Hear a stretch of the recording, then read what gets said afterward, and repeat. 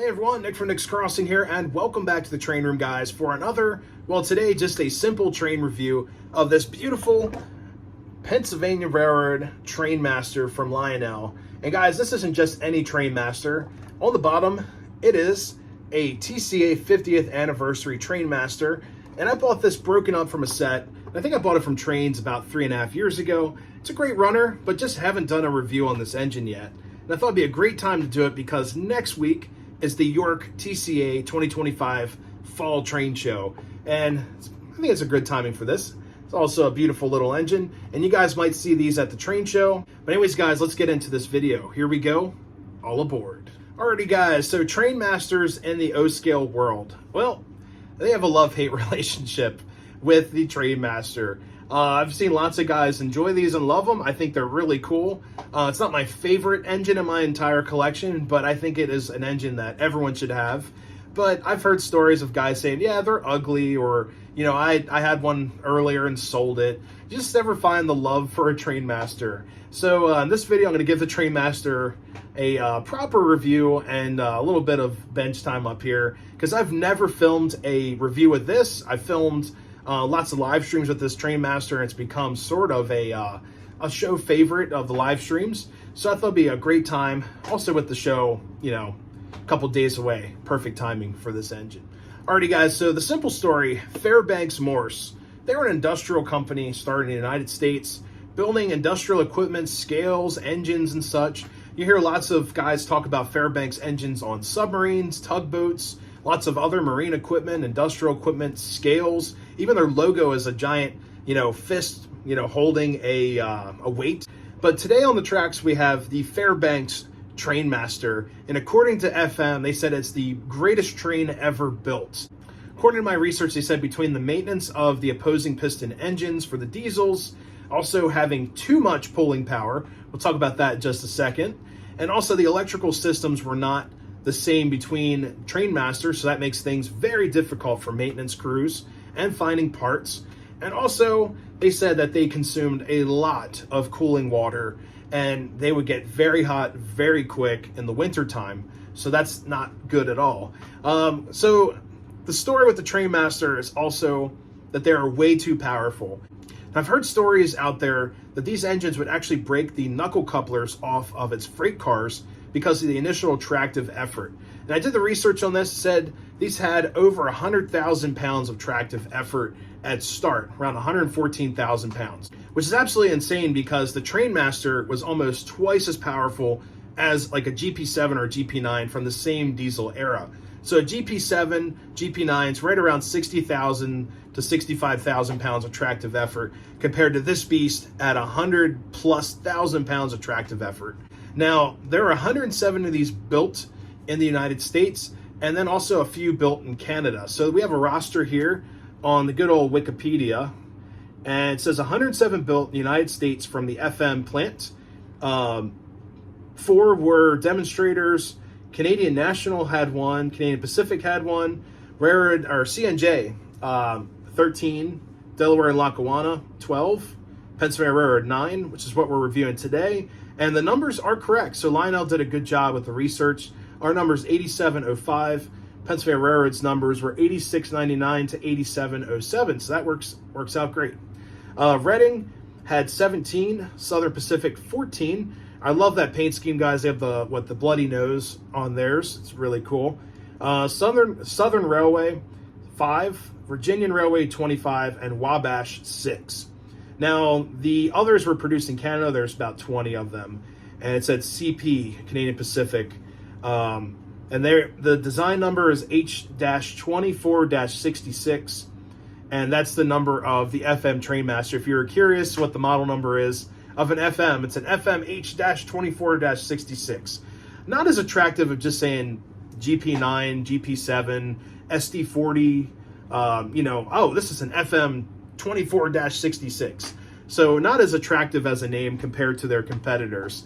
But at the same time, guys, this was a curveball thrown into what I like to call the start of the diesel wars. And in my opinion, the diesel wars started in the early 1950s between Alco and EMD. And they would clash and clash and clash up until the 1960s with some of their failure locomotives that really just put a damper in things. But the crazy thing is, there aren't a lot of Alcos out there running compared to a lot of older EMDs like GP38-2s and 3s that are still alive with the same body style compared to some of the other Alcos. I've only seen like mainline freight Alcos run a handful of times up at the Delaware-Lackawanna Railroad up in Scranton. So compared to just opening up the door, walking to a train yard and seeing, oh, there's a GP38-2. So it's a different world out there. But FM, I've seen only 2 FMs in my entire, maybe 3. I think there's one at the Pennsylvania Railroad Museum. That's a smaller FM switcher. There's also a FM at the B&O Railroad Museum. Then there's also a FM slug at the Reading Heritage Museum in, well, it's near Hamburg, PA, or in Hamburg. And what a slug is, guys, it's all the diesel engines and such taken out.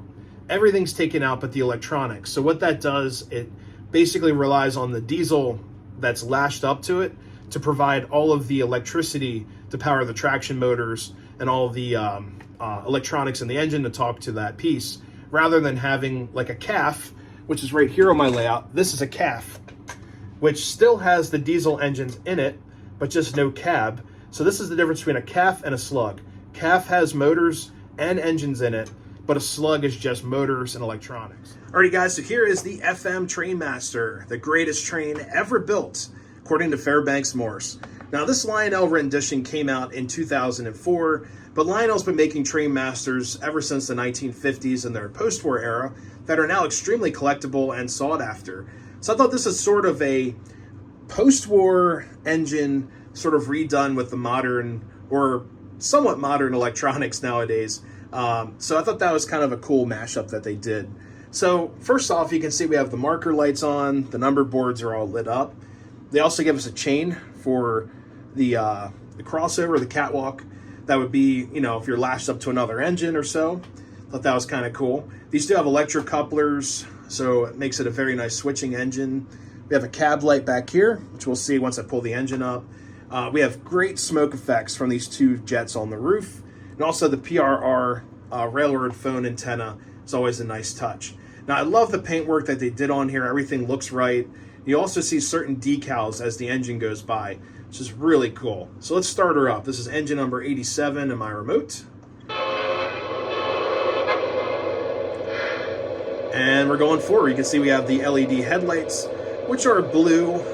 Want to change those out one day, but I think it kind of gives it a like retro look. So let's move her up just a little bit. And you can see this engine likes to crawl.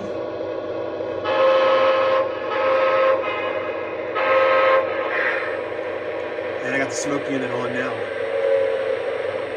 Now in the cab, we also have an engineer figurine. On the other side, we have a brakeman, fireman, or nowadays conductor on the other side. And you can see we also have the FM plate right under the cab.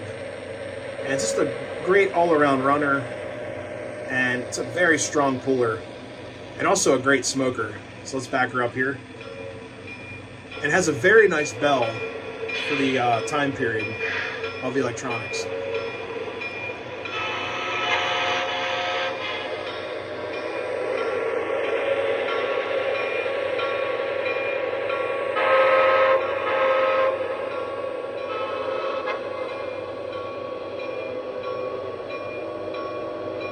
And this board's also very responsive.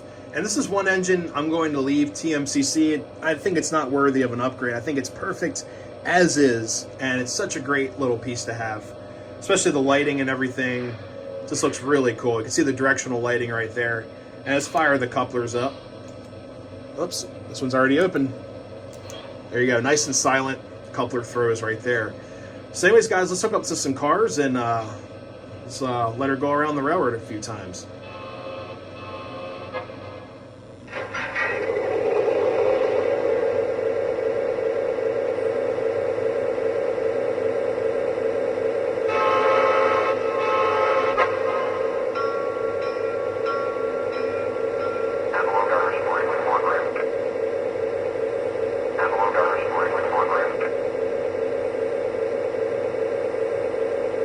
Pennsylvania 8705, you are good to go.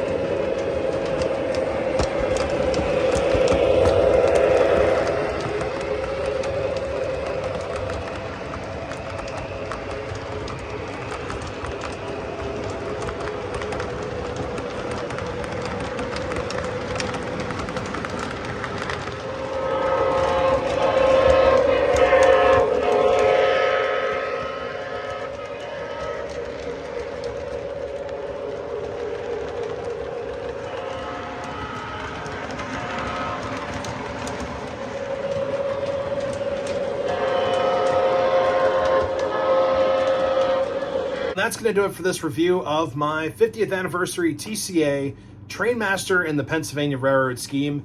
And also, guys, the train set is available on the internet, that whole Golden Freight Express set. So I thought that was pretty cool, and they're right around like $600 or so. But I'm glad to at least have the engine from the set. I probably already have a mixed match of the same type of cars from that set that if I really wanted to, I could run it with to call it a set. But you guys know how that is from a collector's standpoint. It's not truly a set. And also, I'm kind of against breaking up a set. So whoever did that, it just kind of drives me crazy. It's a little bit of cringe in the hobby of when you break up a set. But anyways, guys, hopefully you enjoyed this review of my Trainmaster. And if you like content just like this, don't forget to subscribe, leave a like below, leave a comment as well. Till next time, everyone, happy railroading. We'll see you next time. Happy York Train Week. See you guys.